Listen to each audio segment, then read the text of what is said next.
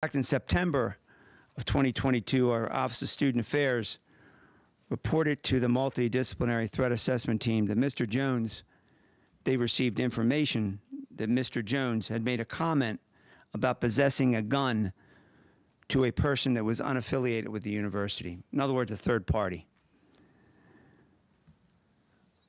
That reporting person, again, unaffiliated with the university, to the best of our knowledge, never saw a gun. The comment about Mr. Jones owning a gun was not made in conjunction with any threats. The Office of Student Affairs followed up with the reporting person and made efforts to contact Mr. Jones. In fact, they followed up with Mr. Jones' roommate, who did not report seeing the presence of a weapon. Pardon me.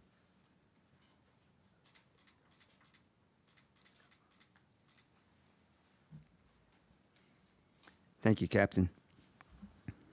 We just received information the suspect is in custody.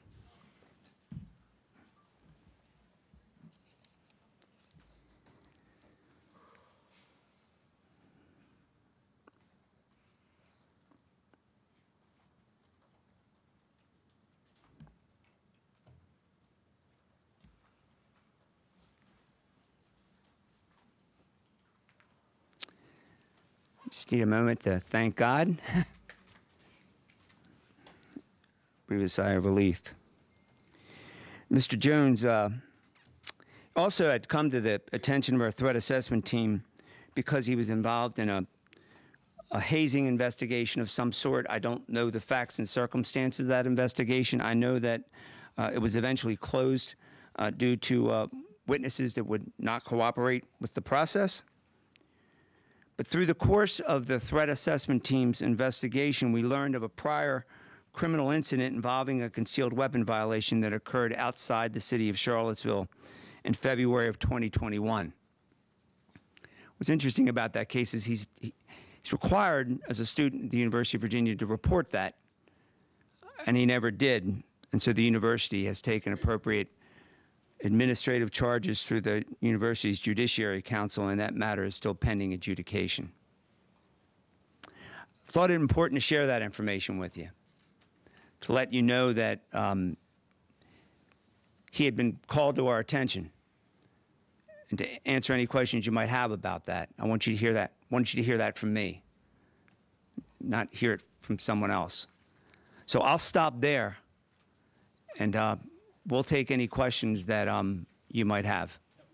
I'll call him out. We have time for a couple questions, Major.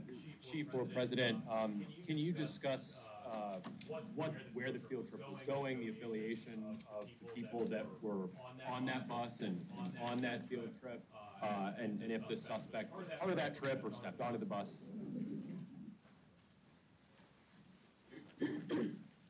Thank you for the question. The information we have at this time is that the field trip was associated with a class, and the individuals that have been named were part of that trip to see a play. That is, to see a play associated with the class. So it was a class field trip. Was the suspect in that class, or I do not have those details. Do you know what class it was? I do not. You know what play it was? I'm sorry? You know what play it was? I do not. We're seeking out all of that information. As you can imagine, the students are quite traumatized by the tragic events. was the play in Washington, D.C.? I do not have the exact location. We are finalizing all of that. The three victims who died were football players. So the play was in Washington, D.C. Yeah. Where and how was this happening?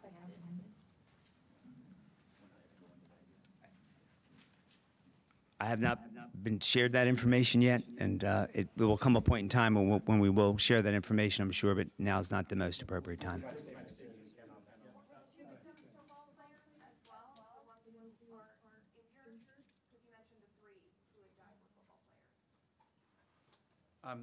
We're not releasing information about the patients who are still in the hospital at this time. Right in the back left. Yeah, Chief, you mentioned the previously brought to your attention. Did your office ever make contact, or the student assessment office ever make contact with Jones prior to this? I can't speak for student affairs. The University Police Department had no contact him with this. The University Police Department is one of many people that's on that multidisciplinary threat assessment team, and we provide some of the background with respect to individuals to come before that team. But to my knowledge, we did not have any contact with Mr. Jones with regard to that incident. Is there a ballpark figure on how many people were on the bus? My understanding is ballpark about 25. And can you tell us how he got away and how he was apprehended? Was he walking? Was he driving? Don't know how he got away or how it was that he fled the scene, and I don't have information with respect to how he was apprehended. Go ahead, sir. Chief, any details you can share about what preceded, what led to the shooting? Have the other folks on the bus been interviewed? We're in the process of doing that now. No details you can share this time about how whether there was a conflict? Yeah, not at this time. Go ahead. When and where did the third victim die if the two were found dead on the bus? Third victim was transported to the medical center and died there. Time for just a couple more. Go ahead. Do we know Mr. Jones's status? At one point, he was on the football team. He was still a student here as of this morning. Was he still affiliated with the football team? He was still a student, but to my knowledge, he was no longer on the football team and hadn't been on the team for over a year. Are you able to And the two other victims were students. Time for two more. Go ahead in the long cut. Did students know at all who the suspect prior to this? Was there any relationship? I don't know to what extent they had a relationship with him. I don't know that for sure. Yeah, final question, Ryan. Chief Longo, you personally have been involved with so many tragedies that have happened here in Charlottesville. If you could just talk, I don't know if you've been able to process those feelings at all, what this community has been through over the past decade or so, and how this impacts all of that right now. I don't know that I've really had time to process that to the extent that you speak of. I can tell you that the people that are standing behind me now, it speaks for itself, how we get through these things. These agencies that are represented here were on these grounds very quickly.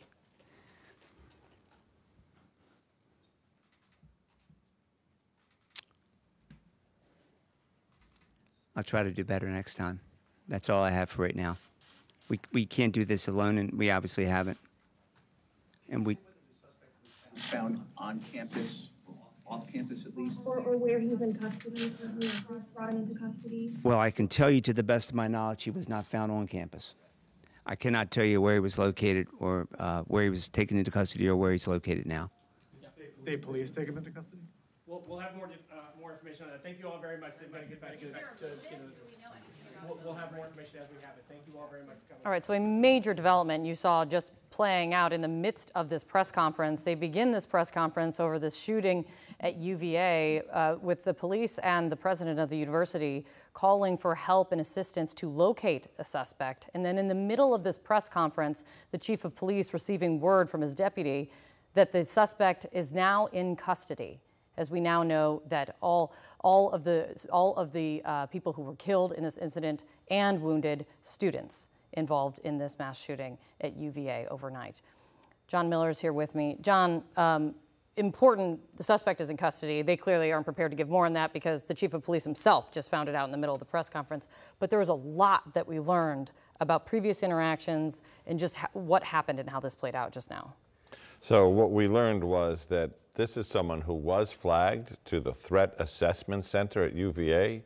This is a pretty advanced process where they have people from student affairs, representatives from the police departments, psychologists to assess threats.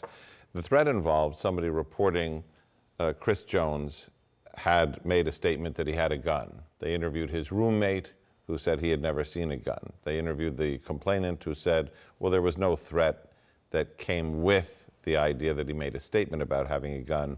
But as we peel back the layers, we see he also seems to have an arrest outside of campus for an illegal weapon the year before.